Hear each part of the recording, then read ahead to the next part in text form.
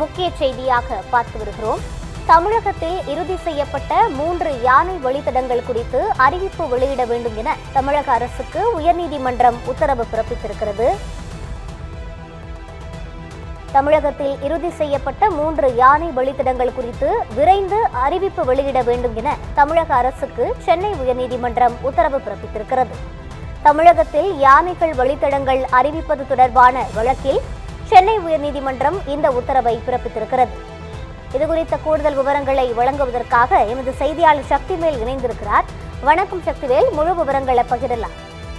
நிச்சயமாக வணக்கம் ரூபி. தமிழகத்தில் இறுதி செய்யப்பட்ட 3 யானைகள் வழித்தடங்கள் குறித்து விரைந்து அறிவிப்பு வெளியிடுவதற்கான நடவடிக்கைகளை எடுக்க வேண்டும் என தமிழக அரசுக்கு சென்னை உயர்நீதிமன்றம் உத்தரவிட்டுள்ளது.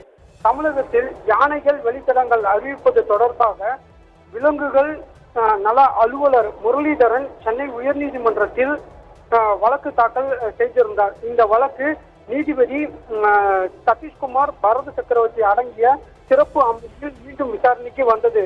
அப்போது வனத்துறை தரப்பில் தாக்கல் செய்யப்பட்ட அறிக்கையில் 41 வழித்தடங்கள் குறித்து விவரங்கள் தெரிவிக்கப்பட்டிருந்தன. இதில் ஜவளகிரி, அஞ்செட்டி, பில்லிக்கல், ஜவளகிரி உள்ளிட்ட 3 வழித்தடங்கள் இறுதி செய்யப்பட்டு உள்ளது.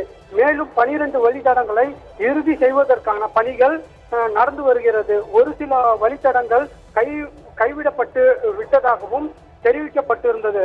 இந்த அறிக்கையை பதிவு செய்து கொண்ட நீதிபதிகள் இறுதி செய்யப்பட்ட 3 வழித்தடங்கள் யானைகள் குறித்து அந்த விரைந்து அறிவிப்பு வெளியிட நடவடிக்கை எடுக்கும்படி தமிழக அரசுக்கு உத்தரவிட்டு விசாரணையை தள்ளி வைத்தார். இதுபோல தடகம் பள்ளத்தாக்கில் சீரமைக்கும் அந்த கருவேலை மரங்களை அப்புறப்படுத்துவதற்கான தொடர்பான வழக்கை விசாரித்த நீதிபதிகள் கருவேல மரங்களை அகற்ற ஆரம்ப கட்ட நிதி ஒதுக்கீட்டை உறுதி செய்ய வேண்டும் எனவும் தமிழக வனத்துறைக்கு உத்தரவிட்டது. மேலும் மாவட்டங்களில் உள்ள பசுமை நிதியை பயன்படுத்திக் கொள்வது தொடர்பாக சுற்றறிக்கையை வெளியிட நடவடிக்கை எடுக்க வேண்டும் எனவும் அரசுக்கு உத்தரவிட்டு உள்ளது. ரூபி,